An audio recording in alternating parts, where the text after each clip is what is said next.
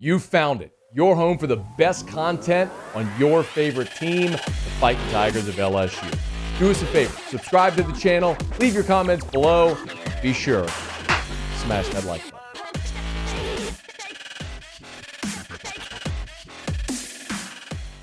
Whoever the next head coach at LSU is, that coach is very likely going to tap into the transfer portal.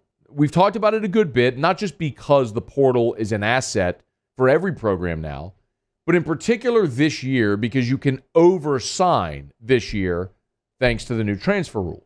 You can sign your initial 25, and then you can have a one-for-one transfer up to 7 signees. So you can sign 25 high school kids, and then if you have 7 players transfer out of your program, you can sign up to an additional 7 players in this class. And you better believe that whoever the new coach is going to come in, evaluate the roster and take a look at certain players and go, yeah, I'll say it bluntly, but he'll cut players.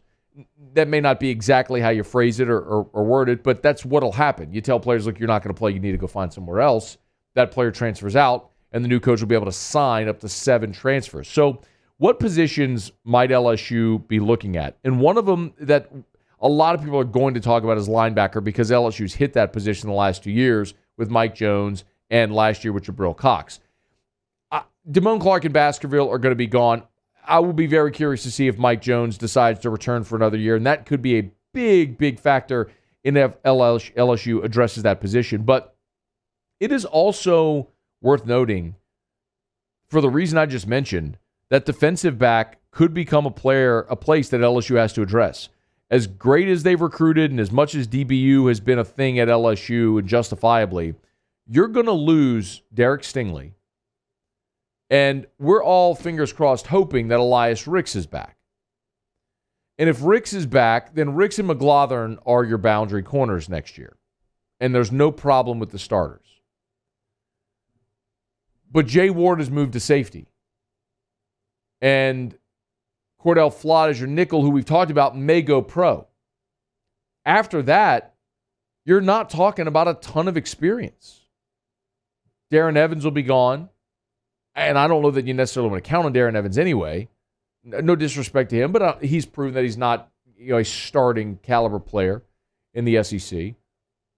And then after that, is it Radarius Jones? So when you look at the defensive backs, and ESPN has a piece up where they ranked players in the transfer portal by position.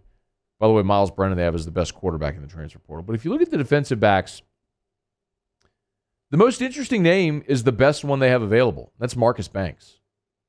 And if you don't remember, Marcus Banks was at one point committed to LSU.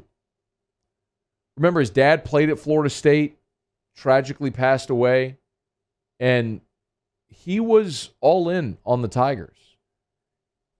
And I don't know what happened. It's been a little while now if it was one of those things where LSU cooled on him or he cooled on LSU. But either way, Marcus Banks ended up decommitting from LSU and signing with Alabama.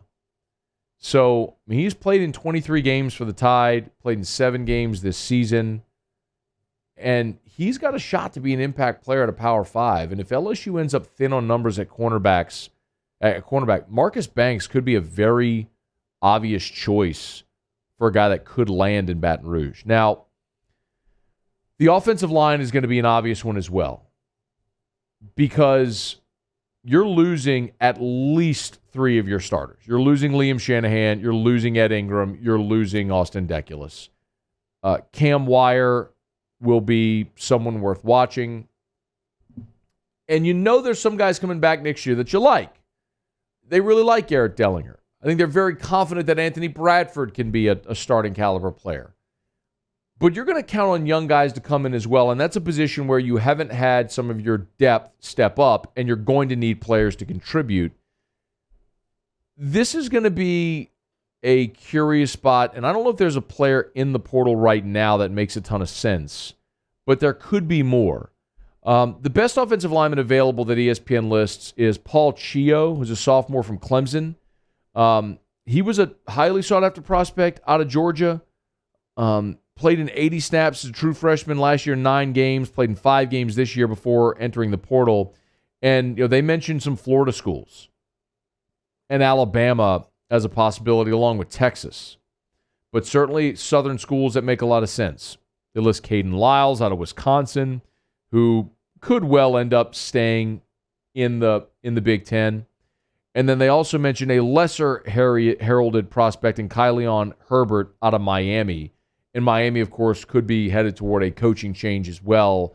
So, where Herbert ends up remains to be seen, but it looks like lesser programs like a Western Kentucky is who they mentioned. Interestingly enough, they mentioned Coy Moore as one of the best wide receivers in the transfer portal, and Eric Taylor, the LSU transfer defensive lineman, as one of the defensive linemen best available defensive linemen in the portal. So you have 3 LSU or former LSU players in the portal listed on this list from ESPN.com. So LSU is going to tap into the transfer portal. Just a couple of names worth keeping an eye on as LSU inches closer to hiring a new coach, and ultimately that coach filling out that roster however it will. Hey, thanks so much for watching. Please leave your comments. I love to interact, and be sure to hit the red subscribe button below.